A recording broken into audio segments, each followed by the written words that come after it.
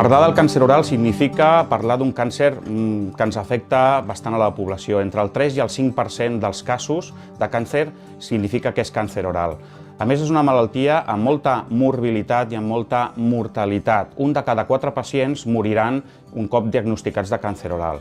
La dada més preocupant és que el 85% dels casos es diagnostica de manera tardana i és evident que necessitem fer un diagnòstic precoç. De fet, si tenim un diagnòstic precoç, el 90% dels casos es poden salvar i es poden curar.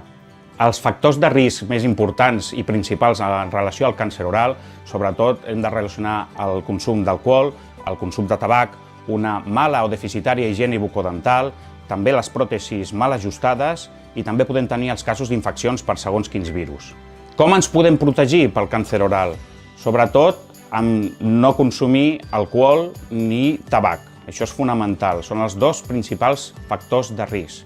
Una molt bona higiene bucodental s'ha de determinar, tenir una bona dieta equilibrada i fer visites periòdiques al dentista i no deixar que les lesions a la boca perdurin en el temps. Més enllà de 15 dies, una lesió a la boca ha de ser revisada per un odontòleg.